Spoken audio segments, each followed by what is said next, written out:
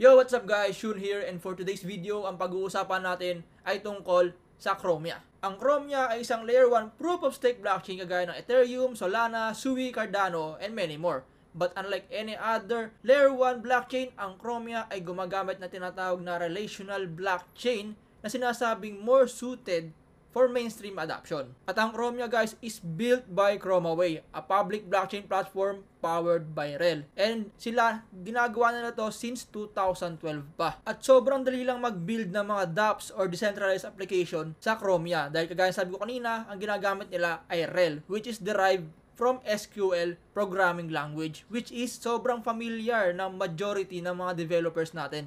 Kaya basic lang sa kanila mag-build sa Chromia. Dahil syempre, yun naman yung gusto natin. Yung walang masyadong barrier sa pagpasok from Web 2 to Web 3. Para pati yung mga Web 2 developers natin, madali lang silang makapasok in building applications in Web 3 space using RHEL by Chromia. And kung makakita natin dito, ang Chromia ay nag-o-offer ng gas-free transaction. Yes, zero gas fee. Wala kang babayaran na gas fee dito. Sobrang ganda na ito para sa pag-onboard ng mga non-crypto users pa. Kasi syempre, di ba?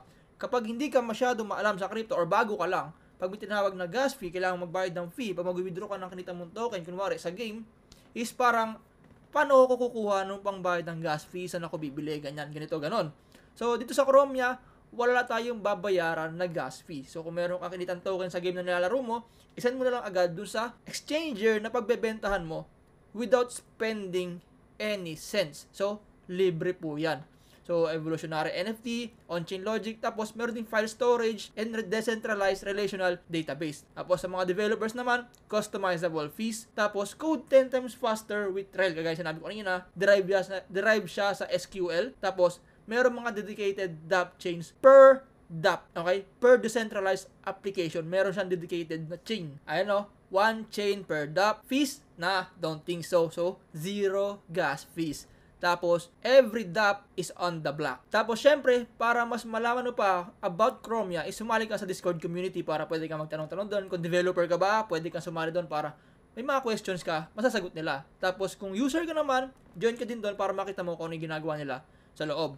So, para makapag-decide ka if you think it is good for you or na, diba? Tapos, eto naman yung roadmap nila. Again guys, yung mga link pala nito, lahat ng sinabi ko dito, ilalagay ko sa description box natin sa baba. Lahat ng link na ginamit ko, lagay ko doon.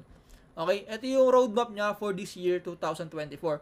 So, dalawa na lang yung hindi tapos. Itong Chromia Vault, tapos Test Mainnet Release Candidate. So, our official browser-based wallet, Chromia Vault, will allow users to open accounts and manage their assets across Chromia network. So, para lang sa MetaMask or OKX wallet na nasa nasa browser extension. So, magkakaroon siya ng ganong wallet. So, goods to. Tapos, ito yung pinaka-exciting part. Test Mainnet Release Candidate. After all required features are operational on the public testnet, a mainnet release candidate will be tested. So, magkakaroon sila ng public testnet. So, i-confirm pa natin kung ano to, magiging incentivized testnet ba? Kasi kung magiging incentivized testnet to, alam mo na, airdrop yan. Alright? So, watch natin to. Tingnan natin to. So, right now, ito yung token ng Chromia, which is yung CHR, trading around 0.31 US dollars. And market cap niya is 258 million. Tapos, ang maganda rito, yung supply niya, 83% na yung nakalabas. Okay, so meron na tayong 17% na nakalock. So, hindi na masyado malaki yung magiging selling pressure na manggagaling sa maa-unlock na token in the coming months or years. Unlike sa mga bagong mga projects, yun naman yung pros and cons dun, di ba? Pag medyo matagal na yung project, marami na yung nakalabas na token, yung sell pressure na manggagaling from the unlocks na mangyayari is bababa na. Unlike sa bagong mga labas na token, alam natin na yung mga unlock sa token is makaka-apekto sa price niya kasi mas maraming selling pressure yung manggagaling sa mga tokens na ma-unlock. So, ito yung isa sa mga good thing about this. And syempre, saan mo siya mabibili? Available naman siya sa mga top exchanges natin. Nandyan yung Binance, Upbit, Kraken, Gate, HTX, KuCoin, Bitget, Crypto.com, BingX, and many more. And kagaya na sinabi ko kanina, magkakaroon sila, according sa roadmap, magkakaroon sila ng public testnet. So, i-confirm na lang natin, aantayin natin kung magiging incentivized testnet siya. So, much better i-follow nyo sila sa X or previously Twitter. Yan, at Chromia, ayun yung Twitter nila or X. Tapos, meron bang gumagamit ng Chromia? Meron bang nagbi-build sa kanya? Ang sagot is yes. So meron ding mga Web3 games na nag-build na sa Chromia blockchain, which is magbibigay tayo ng dalawa, itong My Neighbor Alice, ayan, yan siya. Tapos Mines of Dalarnia. At yung dalawang game na naka-build sa Chromia blockchain. Actually, playable na to. Pwede niyo i-try. Follow nyo rin sila sa Twitter or X. Mas sanay kasi ako sa Twitter tawagin to. Di talaga ako sanay na tawagin tong X sa Twitter. So, yun. Kung gusto niyo malaro yung Mines of Dalarnia and yung My Neighbor Alice, pwede kayong pumunta sa Twitter nila. Ayan.